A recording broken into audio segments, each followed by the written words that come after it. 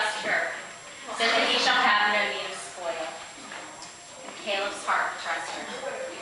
She will do him good and not evil all the days of her life. She seeketh wool and flax, and worketh willingly with her hands.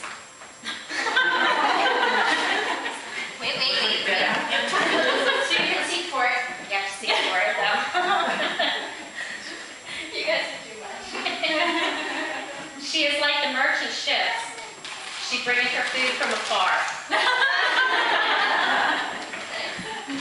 She riseth also while it is yet night, and giveth food to her household and a portion to her maidens.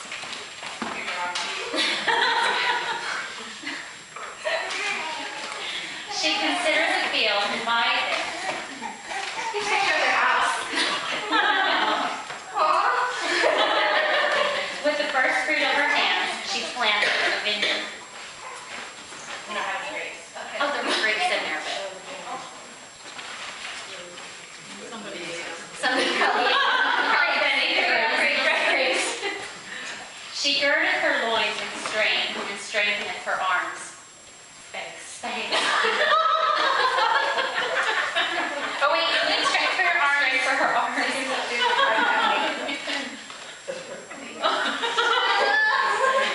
She perceived that the merchandise is good. The lamb goeth out not by night. Here's a candle for you. There you go.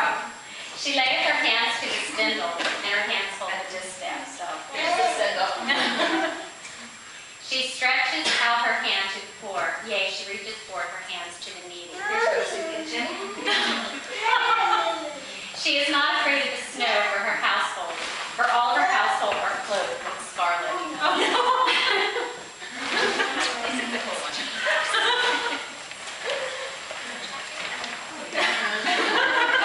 She maketh herself coverings of tapestry. Her clothing is silk and purple.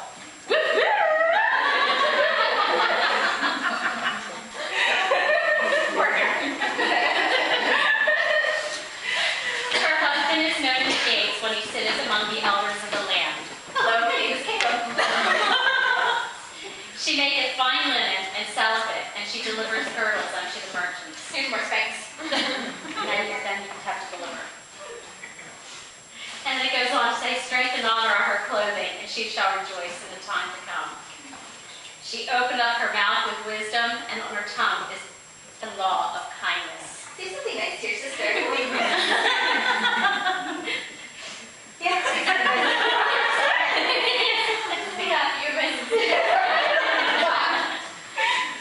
She looketh well to the ways of her household, and eateth not the bread of idleness. Her children rise up and call her blessed, her husband also, and he praiseth her. Many daughters have done virtuously, but thou hast zealous to mock. Favor is deceitful, and beauty is vain. This is very beautiful, we must say. Oh my. But a woman who feareth the Lord shall be praised. Give her of the fruit of her hands, and let her works praise her in the gates. We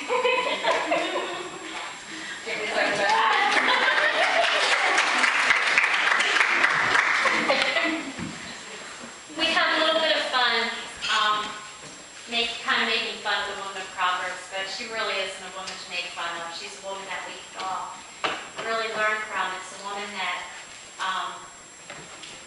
we're to emulate. And I wrote this little devotional for Aaron as King, I can never say the name right now, I apologize. His mother was trying to encourage what you look for in a woman. I guess this is my heart, not my heart's cry, but my heart's going out to Aaron on some words, I hope, of wisdom for you on the Proverbs woman. And it says, where can we find this ideal woman we read about in Proverbs? Many people have the mistaken idea that Christian women are somehow entirely domestic, retiring home bodies. But however, we are encouraged to be so much more than that. This ideal woman is not only an excellent wife, an excellent mother, she's a manufacturer, a manager, a farmer, a seamstress, a realtor, the list goes on. We learn from her, though, that through her strength and dignity, that we learn from her that her strength and dignity do not come from her amazing achievements, but they are a result of her reverence to God. When we get so caught up in the aspects of the routine thinking that I can't even begin to compare to this amazing woman of Proverbs, remember, it's the spirit in which she does all her activities that we should be imitating. In verse 23, we're told how her husband is known in the gates. He is respected. And verse 31 goes on to tell us that her own works will praise her in the gates. Well, who was just in those gates? Her husband. She helped her husband become all that he can be, and he's the one who praises her. He loves her for who she is. And this is this role of the respect towards him that she showed. Then love just comes naturally. She learned to find her happiness in serving him and him in loving her.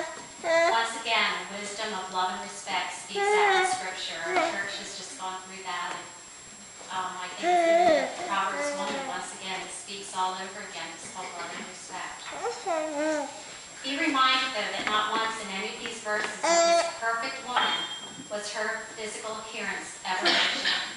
We know a woman who can smile at the future must have an attractiveness that comes entirely from her inward character. God never placed a value on her physical beauty. Only we do that to ourselves today as women. So, Mary, as you strive to be, as at Proverbs 12:4, as I encourage you to be that crown to your husband Caleb's head, continue to learn from this woman of Proverbs. Imitate her character as a wife, and as her devotion as she was as a mother, as a homemaker. And reach out as a generous neighbor, and remember to influence those you have that are under you to teach. Study and imitate as the Lord directs her effectiveness as, going to choke up. I'm not nervous, I'm choking up. Study and imitate as the Lord directs her effectiveness as a mother. But above all, continue to learn of her fear of the Lord and value him above all. You are our precious jewel.